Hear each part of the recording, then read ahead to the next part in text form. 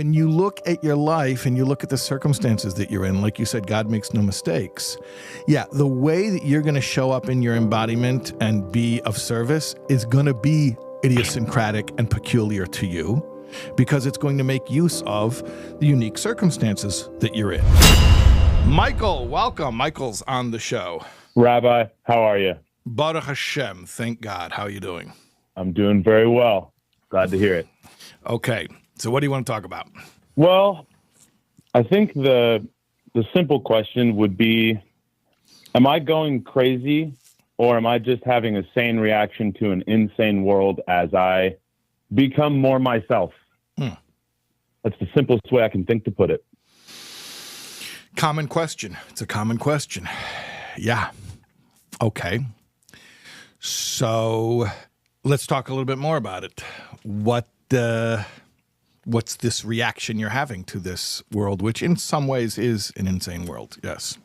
Well, I would say that after a long and invested journey of healing that totally consumed all of my focus and all of my energy and a bunch of various modalities, I've arrived at a place where I really authentically feel more like myself than I ever have before. And after expressly searching and seeking for my purpose, either in the micro day-to-day life and also more broadly, like what am I doing here on this earth, really feel like I have found it. And what I notice is that on this path, I've really increased in all manner of self-awareness. And what that's led me to observe is two things. One, my intensity and my focus and my, what I would just call zeal for the objects of the things that I'm most curious about has increased, and it is not showing any signs of slowing down. In fact, it's only gaining momentum. Some people call them special interests. On the special interest. But then on the other hand, I notice how much more starkly in contrast I am to the world around me. And I look at myself and I go, boy, if I didn't know any better, I would absolutely think I might be somewhere on, let's say, the DSM. Okay. And at the very least, score highly in some kind of neurodivergence.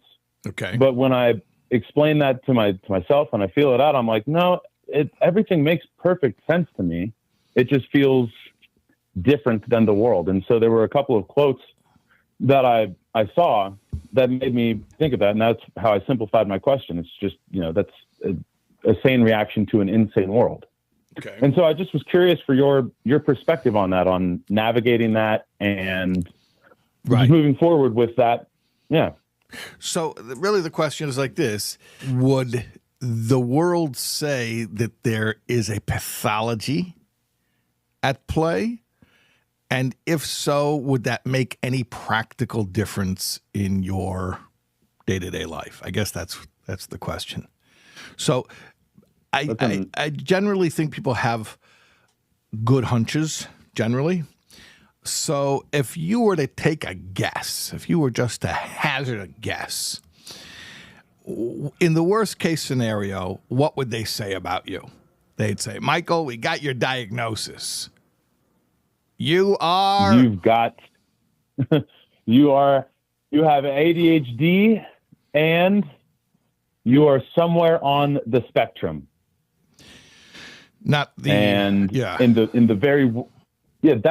what I would say. Yeah. And then I think in the very worst case, it's because emotional management itself is a spectrum. And if you are really down, then that presents as certain other things. Then it could be, hey, this appears to be some kind of mania. This is some sort of manic episode or something. And my vices are, I don't drink, I don't smoke. So I noticed myself, I'm like, oh, you know what? I think I have a shopping vice. I think I'm stress shopping. I think I'm stress reaching out to people. But, I live near 5 towns. I'm here in the city. And I'm also like, no, you know what? You might just be a little lonely because of the way that you have chosen to live. So I have less sedation available, or I have given myself the option of less sedation. Right. And there are a lot of plausible explanations why your behavior would be the way that it is based on your situation. So, but here's really the question. And I think I'm saying this knowing full well that people are listening, and a lot of them are listening thinking like, hey, I relate to this guy. Like, this could be me. I told somebody recently that, so this is somebody who's been watching me on YouTube for 4 or 5 years. So I told him, 4 or 5 years ago, even today, if you search for rabbis on YouTube, I'm not on the first page. But how much more so 4 or 5 years ago, you would not find me in the top of your YouTube search. So I told this guy, if you were looking for rabbis and you ended up finding me and I kept coming up in your feed, the algorithm isn't stupid. That's a high indication of, you may want, if you're interested, you may want to get a diagnosis. You may find out you are neurodivergent. I said it as a joke, but I said it, every truth has a little joke. So I'm just saying there's a lot of people listening right now. The algorithm has summoned all of the sensitive people who are struggling with the falseness of this world, the sensitive souls who are feeling things more deeply and who are seeking truth and who have those intense special interests, like you mentioned. And, the algorithm summoned all those people, and a lot of them are here and they're watching and they're like, what Michael was saying, I totally relate to that. I totally relate to that. I totally relate to that. So my answer is, let's just assume that everything that you are assuming could be true is true. So you get up tomorrow, how does that make life different? It doesn't at all. It doesn't at all. It's just further confirmation that I need to go and find my people. And I guess a more, now that we talk about it, and thank you, that's a very helpful and reassuring perspective, Rabbi. But maybe a different way of framing this question would be, how does one live a godly life in a world that seems in all manner of ways to have forgotten God? Yeah, but that's the calling of every soul in a body. Because of the soul, we're meant to be godly in a godly place. God would have kept it in heaven. But the soul is sent down here to earth to be holy in a place that is not holy. So some people respond to that with horror and revulsion, and they recoil from things of this world, and they escape from the world.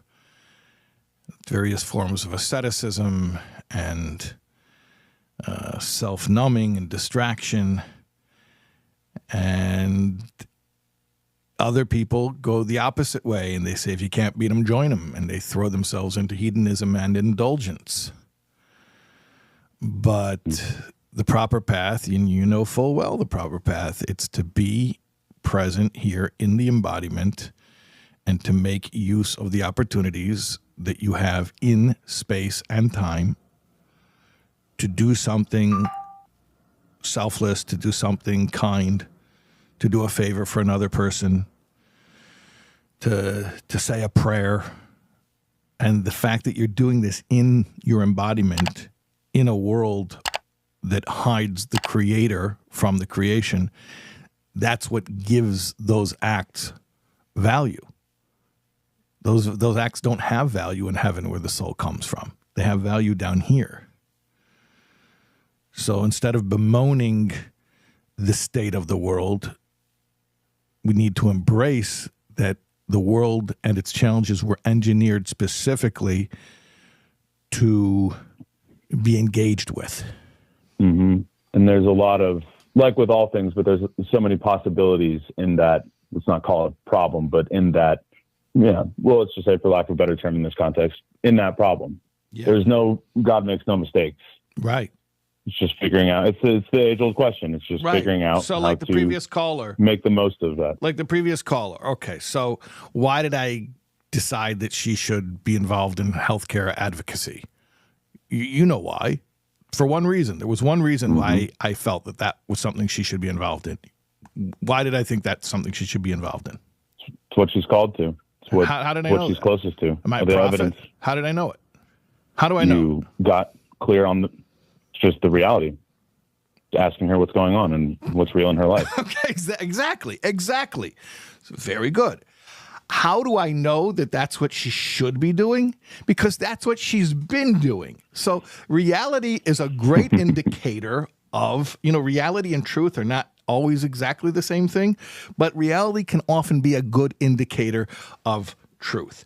So the fact that she had that experience points at least a little bit in the direction that experience has to be used for something. So, to wit, when you look at your life and you look at the circumstances that you're in, like you said, God makes no mistakes. Yeah, the way that you're going to show up in your embodiment and be of service is going to be idiosyncratic and peculiar to you because it's going to make use of the unique circumstances that you're in. So it's not going to be identical to somebody else or to anybody else. Yeah. And when I look at the fruit that I've had since this, I would say momentum has kicked off and started gaining in intensity. It's like, no, the results for others are so improved. In my work, everything has gotten much deeper and much more impactful in quantity and quality. And let that be one of your main guides in life when you're trying to evaluate whether or not you're living right or not. Look at the benefit that you are providing others. It's not the only metric, but it's a big one, and maybe even the most important one. So when you're trying to figure out, how am I living right now? Am I living well? Am I not living well? And you look at, it seems to be benefiting a lot of people. I'm not saying the only metric, but it's a very strong indication that I'm not going to say you're on the exact right path, but you're not too far from it. Yeah. The path is only illuminated as you walk it, is something Correct. somebody said to me a long time ago, and I think about that every day. Yeah. Like, nope, I'm creating order out of chaos. We're getting closer. Yeah. Getting closer. Yeah. And that's the fun part of trust. I've really enjoyed your series on gate of trust. And it's like, no, if you just have full trust, then yeah, you don't know. And when it becomes clear, it's just you release and you have more fun. Correct. And you can do more good. Correct. And that's the ultimate, where you said you can have more fun. Like when you realize even the scary stuff, it's all under his control. Like, yeah, it's not like everything that's going to happen in your life will always be pleasant, but even the stuff that's unpleasant, he engineered it. He knows what he's doing. Just show up for it and do what you can do with it. Yeah. Yeah, and the unpleasant shows up the moment that you think that you've got it all figured out. There comes another test. Yeah. Well, it's like the video game. You clear one board and then you go to the next board. Yep. Yeah. Awesome. Rabbi, I feel a lot better. Thank you. That's so good. Okay. Awesome. Yeah. All right. Yeah. Thank you. I have other calls coming in. One second. Yeah, hi. Are you calling in right now? Okay, try again on that number that I gave you. Oh, actually, wait. Can you call me back in like 50? No. 1 second. No, on that other number. That 516 number. Wait, could you call me in 15 minutes? Is that okay? Ooh, okay.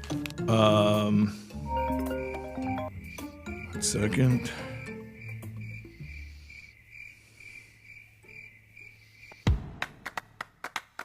Michael, welcome. Michael's on the show.